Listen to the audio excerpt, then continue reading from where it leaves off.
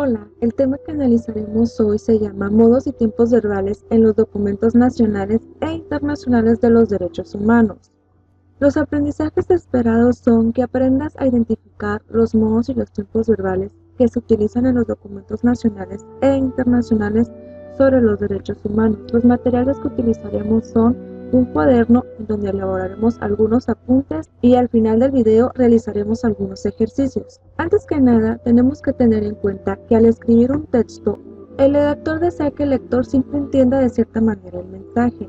Es por esto que la intención comunicativa es que se entienda lo que se está escribiendo y no solamente eso, sino quien escribe un texto es el que decide no solamente qué vocabulario utilizar, sino también qué formas lingüísticas son las más adecuadas para realizar el texto. También tenemos que tener en cuenta que los verbos son utilizados para establecer obligaciones y derechos. Los modos y los tiempos verbales son los que indican la actitud del hablante ante lo que expresa el verbo, es decir, es considerado como un suceso real. Se manejan tres tipos de modos verbales: el indicativo, el imperativo y el subjuntivo, los cuales vamos a analizar más adelante. El uso y la función de los verbos en infinitivo. El infinitivo es la forma que se emplea para anunciar los verbos. Este no expresa el modo, el tiempo, el número o la persona gramatical de la que se está hablando. Hay tres terminaciones para el infinitivo, los cuales son ar, er e ir. Los verbos pueden agruparse según sus terminaciones de la siguiente forma. La primera conjunción es ar, como lavar, pensar, caminar. La segunda conjunción es er, como leer, correr, crecer. Y nuestra última conjunción es ir, como resumir, vivir, experimentar.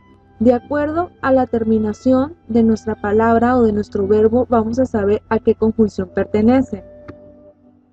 También existen los accidentes verbales, los cuales son una modificación en la forma de un verbo, los cuales añaden una información sobre la persona gramatical, el número, el modo y el tiempo verbal en el que se presenta. A continuación tenemos una tabla en donde nos explica de manera más práctica y sencilla cómo se trabajan los accidentes verbales. También tenemos algunos ejemplos como estudia, riega, pinta, juega, etc. Ahora sí vamos a dar inicio con el análisis de los tres modos verbales que habíamos visto anteriormente. El primer modo que vamos a trabajar es el modo indicativo, el cual es considerado como un suceso real. Es conjugado en 10 tiempos, como se presenta en la tabla de la derecha. Tenemos presente, pretérito imperfecto simple, pretérito imperfecto, futuro simple, etc. A continuación tenemos una tabla en la parte de abajo en la cual se conjuga un verbo, el cual es comer, en los diferentes tiempos verbales del modo indicativo. Nuestro primer ejemplo es yo como, yo comía, yo comí. A continuación presentamos otro ejemplo, todos respetan la ley, el cual respetar la ley es un suceso real en nuestra vida cotidiana. A continuación tenemos el modo subjuntivo, el cual es utilizado pensado en hechos pasados o hipotéticos. Se conjuga en 6 tiempos verbales, como se muestra en nuestra tabla de la derecha. Nuestros tiempos verbales son presente, pretérito imperfecto, futuro simple, etc. A continuación tenemos otra tabla. Nuestro ejemplo es otra vez el verbo comer, de acuerdo al modo subjuntivo. Y nuestro ejemplo es espero que todas las personas respeten la ley.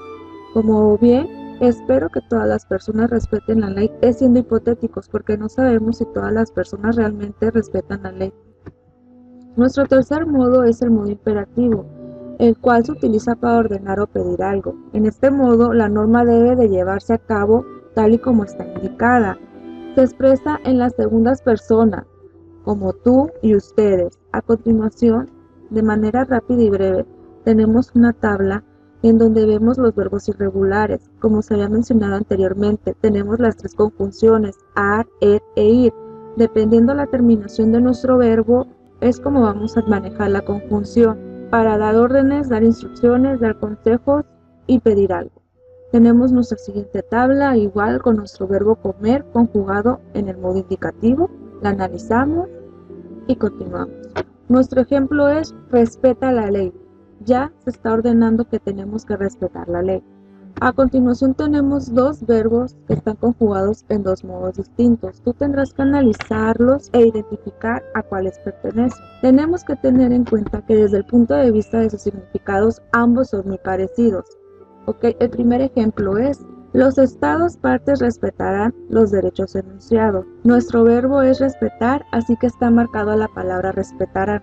Nuestro segundo ejemplo es: respeten los derechos enunciados en la presente convención. ¿Estás listo? ¿Ya sabes a qué modo pertenece cada uno? Nuestro primer ejemplo pertenece al modo indicativo, el cual está en futuro indicativo. ¿Por qué? Porque es respetarán, porque te están diciendo que tienes que respetar en el futuro los derechos enunciados.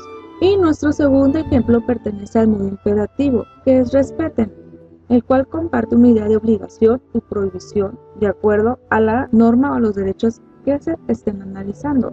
A continuación, las formas verbales que expresan una obligación o una prohibición, como en nuestro ejemplo: los estados partes deberán respetar los derechos enunciados en la presente convención.